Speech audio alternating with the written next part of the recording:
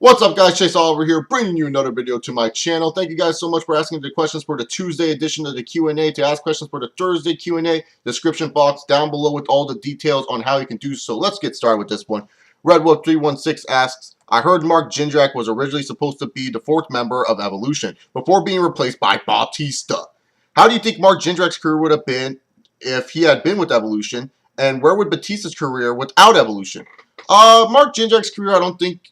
You definitely would have a longer lifespan in the WWE, but I don't see main event world titles and stuff like that. More like upper mid-card, much more mid-card title reigns, challenging for the world title, you know, having the namesake like, oh, I was in Evolution. So he definitely would have that going for him, but I don't see him being like a household name or major star. Batista, same thing with actually a couple world title reigns in between, but I don't think Batista would actually be like a household name at that time. I think, like, you know, Randy Orton definitely would have gotten more of a shine. I think, you know, we would see more Randy Orton title runs, that's for damn sure, and definitely more Edge title runs if Batista was never part of Evolution. Randy Orton and Edge, like, Edge would have probably have won his, you know, championship, you know, when he first won the Money in the Bank briefcase, he probably would have won his World Heavyweight Championship in June instead of, you know, waiting all the way till January. So, yeah, you know, it would have just been more world titles for Edge and Randy Orton. So, that's just the bottom line. RedWolf316 also asks, where would Ryback be right now if WWE went all the way with this push? You know, Ryback, he possibly could be the WWE Heavyweight Championship. I mean, he was really over during this push, and you would have to think, you know, the fans would still be behind him. Feed Me More would still be hot, and he would still be a hot superstar that, you know, the WWE could rely on Ryback to be their WWE Heavyweight Champion and take on a Brock Lesnar at SummerSlam. I really think Ryback would be in the consideration of facing Brock Lesnar at SummerSlam. I know a lot of people wouldn't believe it, but hey, the dude was fucking over. Feed Me More was hot as hell. People will say, yeah, whatever, chant Goldberg at him. But besides all that bullshit, Feed Me More was fucking hot. When he started doing the meat hook clothesline, all the Goldberg chants stopped. And people were like, feed me more. Feed me more. Hell, if anything, I think Ryback could also get Goldberg out of retirement just to have a Ryback-Goldberg match. That would have been pretty cool. So Ryback definitely would have been a big star and possibly the WWE Heavyweight Champion right now. The Gochi Man asks, are we ever going to see a full-blooded black WWE World Heavyweight Champion? Not with this current crop. I don't think Kofi, Big E, or Titus O'Neil are guys that WWE necessarily trusts to give the belt to. The future WWE Black Heavyweight Champion could be somewhere in, you know, the independents right now. We'll just have to wait and see on that. I think the closest that was ever to become a full-blooded Black WWE Heavyweight Champion was Bobby Lashley, because I am pretty damn sure if he did not get injured in 2007 that he was going to win the belt from Cena at SummerSlam 07. I really thought they were going to give Lashley that WWE Championship. And I know a lot of people would disagree with that one, but he was hot at that time, Bobby Lashley, and he just had that match with John Cena at the Great American Bash, and it clearly looked like they were setting up Cena versus Lashley too at SummerSlam, but then he got injured, and we got Cena versus Orton instead. The Gochi Man also asked, what did you think of the alpha male Monty Brown? One of my favorites now, Gochi Man. Monty Brown's my man. My favorite black wrestler of all time. He should have been NWA World Heavyweight Champion. TNA really messed up on Monty Brown. He could have been, you know, a huge star for them. He was definitely a TNA original, you know, football player turned, you know, freaking pro wrestler. Did a very good job at it. Charismatic on the microphone, had a sick finisher in the pounce. The pounce was freaking awesome. I always remember that ECW episode when it was like a 3-on-1 Extreme Rules match, and Bobby Lashley got pounced right outside the ring. Oh my God. Such a shame that he can't wrestle anymore. I feel really bad. I've heard he's wrestled somewhat on the independents, but he's more focused on personal training now, so it is what it is, but I miss Monty Brown. I miss Marcus Corvon, whatever you want to call him. I really do. Jake Loomis asks, do you think WWE will come up with the stupid idea of having Raw go 4 hours? And what would your reaction be if they did? My reaction would kind of be like this. Really? It would be a giant facepalm because they can't even write for 3 hours.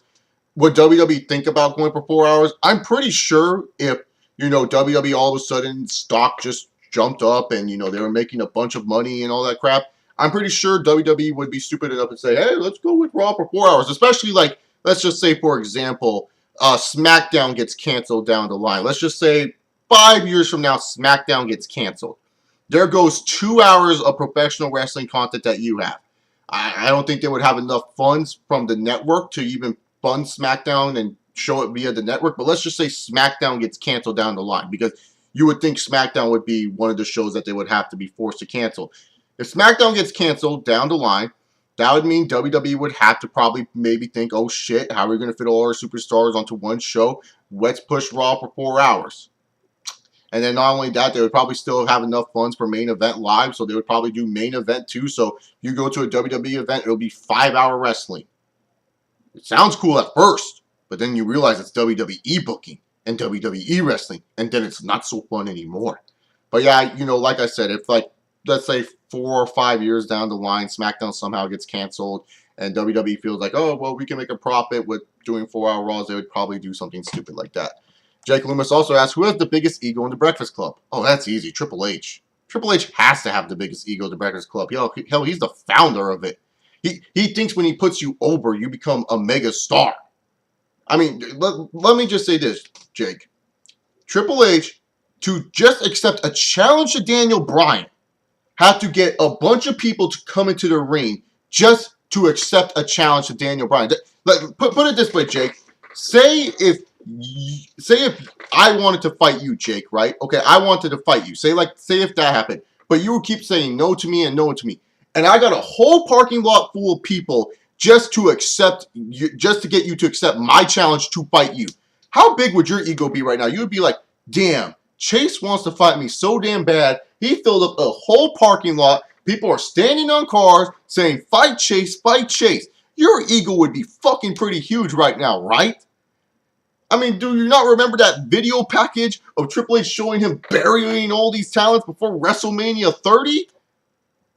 Triple H has the biggest ego in the Breakfast Club, no doubt about it. Reed19 asks, who are some of the most underrated big men in wrestling history? Monty Brown and Bobby Lashley come to mind. I think a lot of people underrate them a little bit. Overall, Mark Henry's kind of a little bit underrated. I don't think a lot of people give him a lot of credit from some of his earlier work. A lot of black wrestlers that are currently underrated. Oh, not a surprise about that. Let's see. I always thought Rob Terry never really got a fair shake. I know, say what you want about Rob Terry, not an interesting person, but never thought he got a really good fair shake. What other big men? I'm trying to think of like WCW. Mike Awesome, I consider a little bit underrated. I don't think a lot of people give Awesome a lot of credit, but hey, it is what it is. And number 2, do you enjoy Matt Striker when he was on WWE commentary, and why or why not? Yes, I did enjoy Matt Striker. He was a little bit different. I don't think he paired well at all with Michael Cole or King, and that's just because Cole and King were just such douchebags to Striker. They would just douche him out every minute. I feel like Striker was really good with a Josh Matthews, someone that was very, very well versed with him, that could, help out, call moves with Matt.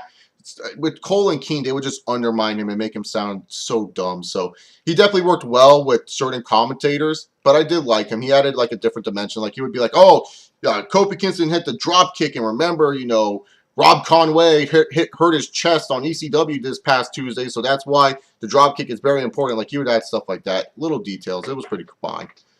Joe Juicy asked, if John Cena pulled a Benoit, would Vince McMahon give him the Benoit treatment? Whew. He probably would. It would be the worst. I think WWE would just go under if John Cena ever did that, because first of all, that's a guy that they've been marketing, let's not forget, for 12 plus years. And he's arguably the biggest face that they had right now. I mean, he's had the longest tenure. He's had it longer than Austin, longer than Rock, longer than, Hogan, and he's reaching up to Bruno. I think he's longer than Bruno Sammartino. He's had a long-ass tenure, and, at this point in time, the current face of the WWE, how are you going to tell your women and children, oh yeah, your children were supporting a murderer this whole damn time? You know how many upset people would be? Yeah, I think John Cena, if that ever happened, not good for the WWE. It would definitely go under. Final Limits asked the question, do you think superstars had the mindset to continue Raw after Jerry Lawler had a near-fatal heart attack on September 2012? I think a lot of superstars were very, very, concerned for Lawler, and I don't think their mindset was hey, we got to finish up Raw for Jerry. I think they were more worried about his health more than hey, I got to go out there and perform a match. You could tell Michael Cole was more worried about Jerry Lawler. I give Cole major props for being able to do what he just did, because when he was able to still, do his best at calling Raw and then calling, that Jerry Lawler is okay in the hospital. Like, I would not be able to do that. I would tell the company, hell no, I can't do this. I'm too emotional. I give props for Cole for fighting on during that tough time for sure. But yeah, I don't think a lot of superstars were worried about continuing to show for Jerry. I think they were more worried, like, is Jerry Lawler going to be okay? What's his health like? I don't think they were worried about Monday Night Raw whatsoever. And how do you think the wrestlers felt at Over the Edge in 1999 when at Owen's death? And do you think the show should have continued? The show should have not continued. They should have ended Over the Edge. Over the Edge 99 should have freaking ended. There's no way that show should have continued. I don't think any superstar wanted to continue the show. Maybe Stone Cold Steve Austin, but his relationship with Owen, we all know that was kind of shady. So maybe Stone Cold was like, whatever. But, I don't think any superstar was really, really like, oh, we got to continue this show for Owen. Like I said, but the same with Jerry. They were more worried about his health. And especially since Owen Hart died, I'd be more, like, if I was a wrestler back then and I was wrestling, Vince told me, I got to go out there and wrestle a match. I would tell Vince to fuck off. One of my comrades just died. I am not wrestling tonight. I am mourning his death. I am not focusing on a match tonight. I think no wrestler, I would not continue. And I would tell Vince, like, to stop the show. That would just be me. Sharora Hora asked, what did you think of when Great Khali first made his debut in the WWE back in April or May 2006 and beat up The Undertaker? Oh, that was a great way to debut Great Khali. I remember I saw him and I was like, it's a dude from the longest yard. But it was a great way because, like, Undertaker, he's big. He's like 7 foot tall, The Undertaker. He's not like a small dude. And then you get someone that literally towers over him, and you're just like, holy crap, who's this guy? And, he takes out Taker in 2 shots. What a great way to get Great Khali over. Too bad it just never really panned out well for the WWE. And you also asked, where do you see AJ Lee 70 years from now? Old. I don't know, maybe have kids, grandkids, maybe have one of them at least wrestle. I don't know. It's really hard to predict with celebrities what they will be like 70 years from now. Lona Low asks, Q&A, what year will it be 80 years from now? 2014.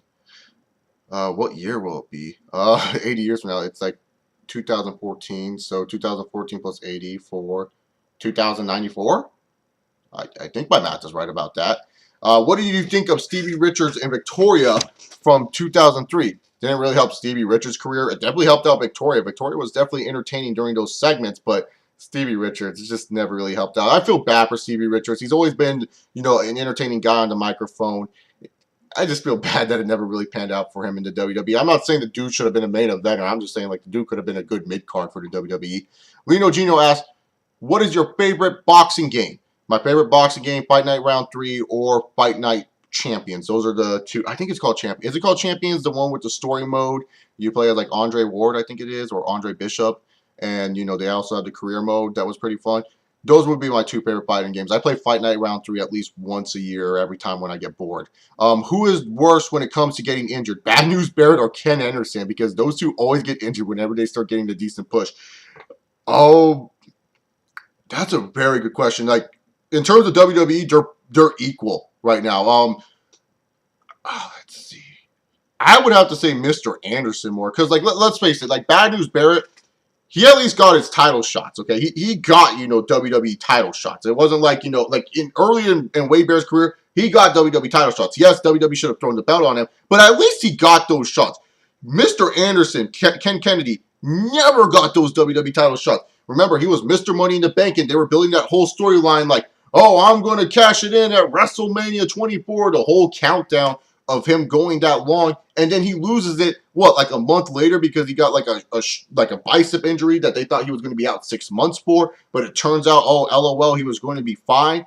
And then not only that, he was supposed to be Mr. McMahon's illegitimate son. They were making this guy into a megastar. See, Wade Barrett, not really a megastar, but a good superstar. But they were trying to make Mr. Kennedy into a megastar. When you're aligning him with Mr. McMahon with that illegitimate child story, and, you even had Austin at the time calling this guy the future of the business, you got to think right there, Mr. Anderson, Ken Kennedy, he gets injured worse. I mean, I don't know if Kennedy really had that many WWE championship shots. I think he only had 1 or 2 world heavyweight title shots. But Wade Barrett, at least for that one summer of the Nexus, he got a lot of WWE Championship shots. I think 3 or 4 title shots he got, against Orton. And, he was main eventing against Cena at least. Kennedy has never really reached that level. I think, like, his biggest feud is, against Batista or Undertaker? So, in all honesty here, definitely Mr. Kennedy, the worst ever of getting injured at the wrong time. Because, let's face it, his storyline sounded a lot more bigger than when it came down to, Wade Barrett's. Q&A, what did you think of Trish versus Mickie from 2006 feud? This is asked by Little Fish. Fucking awesome, dude. Trish and Mickie was like, at that point, the Divas division, or the women's division at the time, was just like held hostage by Trish Stratus because she had like that injury, late in 05. And then like pretty much most of the women, like if you couldn't wrestle and you were hot, you were on SmackDown. And if you could wrestle, but you weren't really doing much because there was no women's title for you to go after, you were on Raw. And most of the time you were being like paired with Randy Orton or John Cena, doing all that, lovey-dovey crap. So really, to be honest, in 2006, like when Mickie James came and she was starting to, make out with Trish and like stalk Trish and, just like freaking fall in love with Trish and copy Trish and like, freaking like trying to mess up her life. It was interesting. It was like, oh my God, the women's division is back in wrestling because like I said, it was held hostage from most of 2005 and some of 2004 because of Trish Stratus' injury. It was definitely a much needed refresher. Actually, I take that back. It wasn't held hostage in 2005. 2004 was held hostage because Trish was injured. But 2005, it wasn't like there was any interesting women feuds going on. Sorry, mind blank here. Most of the time when you think about wrestling years, they all just blend together. Especially like, 2004, 2005, 2006. Some of them just blend together. What did you think of Hurricane and Rosie, superhero tag team? I like Rosie's short little name, SHIT, shit, superhero in training. They were all right. They weren't really one of my favorite teams of all time, but they were all right for me. Reginald D. Hupp asked, how would you have reacted if in the end of Raw, a UFC fighter like Anderson Silva or GSP showed up and attacked a top guy or heel, face, doesn't matter who they attacked? I'd freak out. I wouldn't be like, oh my God, that was awesome. I'd just be like, why? Why is a UFC fighter trying to do WWE? That's what I would say. I would just ask why. I mean, let's face it, GSP, he's not as big as people make him out to be. I mean, he's like very, very small. He's the same size as Daniel Bryan. Anderson Silva, okay, maybe. I'm just still thinking of him breaking his leg against Weidman, so I don't know. It'd be crazy, but I wouldn't really react all that much. I wouldn't be like, oh my God, this is awesome. I would just be like, why is a UFC guy bearing WWE talent?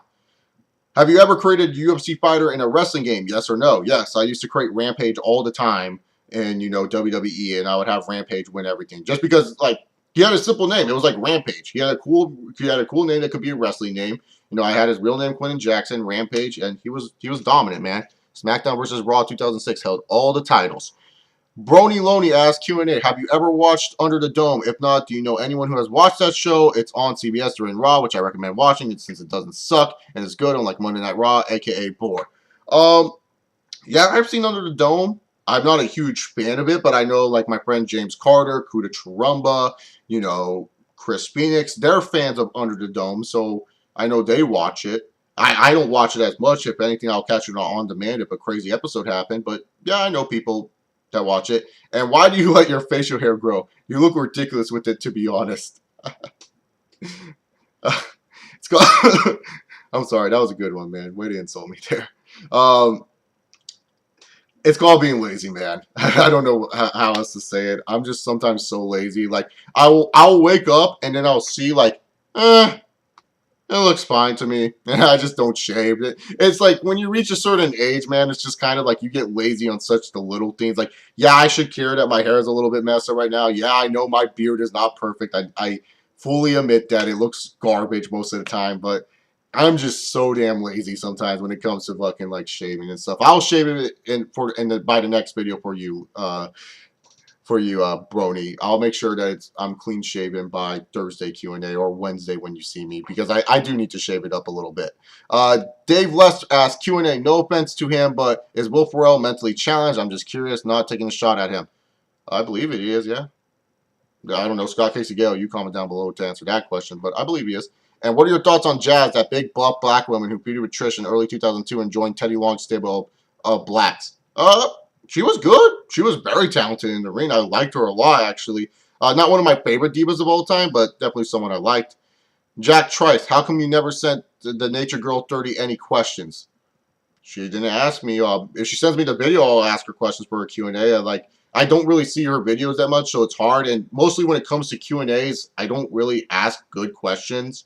That's just the bottom line. I suck at asking questions. I really do suck at asking questions for Q&A because I try to think of interesting questions and then I go over the top with it. And it's just hard to keep up. Nature Girl 30 knows I love her, so at the end of the day, does it really matter if I forget to ask her questions for her Q&As? I mean, I don't see her asking questions on my Q&As, and I'm not mad at her. What happened to World Herald?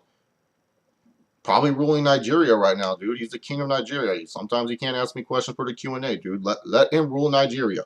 Let World Herald in peace, man. I think he's fine, though. John Kunt asks, how come Shaq never had a one-on-one match with Big Show since he had a good segment back in 2009 when he guest hosted? That's a fucking good question. I don't know. I thought they were supposed to have a match at WrestleMania 28. Shaquille O'Neal was all talking about, yeah, I'm wrestling the Big Show at WrestleMania 28. I've been waiting for a Shaq and Big Show match for a long fucking time. You should know that if you've ever been a fan from my channel for a long time. I was talking about Shaq and Big Show back in 2011 reviews, man. I've been waiting for a Shaq and Big Show match. And the thing is, Shaq is a huge wrestling fan. People don't realize this. Shaquille O'Neal loves professional wrestling, man. So I think he would definitely do a good job. And plus, WrestleMania time is during when the NBA is at its, starting to get hot and interesting. You have it where, the All-Star break is coming up. And then not only that, the race to the playoffs get a little bit more spicier. So, people are watching more TNT games. You think it would be a great promotional idea to feature Shaquille O'Neal. Come on, WWE, get your shit together. What did you think of Crime Time split up in 2010? I think I answered this actually in the last Q&A on Tuesday. So I'm losing track of my numbers, but 42, I would believe. The last Q&A on Tuesday, I said it made me sad because I actually like Crime Time. Nintendo Fanboy 1998 asked, what did you think of Nunzio and his group, the FBI Full-Blooded Italians? Very stereotypical, stupid group that Vince made up. It never really went anywhere. They kept on changing, the people in it. I like Nunzio. He was a good cruiserweight, but I don't know which FBI you're asking at. The WWE FBI or, the ECW, actually good FBI. The ECW FBI was great. Not a lot of them were Italian, but it was great. The WWE one sucked. Hell, even the one with Vito sucked. Oh, God, Vito and his stupid dresses. And good mic work. And I don't think this is the real good mic work. I think it's someone with the same name as him. Asked, do you think John Cena will go down in history as the greatest wrestler of all time? No. I don't even have him in my top 20 wrestlers of all time. So no. Good mic work also asked, do you think John Cena has a huge cock? Pretty sure if you're fucking hot bitches all the time on the WWE and on the road, your cock has to be pretty big. I don't know. Maybe. Sure, I guess. Like I said, I really do not know, man. Like if John Cena has a huge cock or not, but I'm pretty sure that he does. What a great way to end the Q&A, man. Asking about John Cena's cock. I think fake good mic work gets the question of the week right here. Asking the question of the day, actually. Asking about John Cena's cock. Thank you guys for sending in your questions. Leave some for the Thursday edition of the Q&A. Until next time, guys. Peace.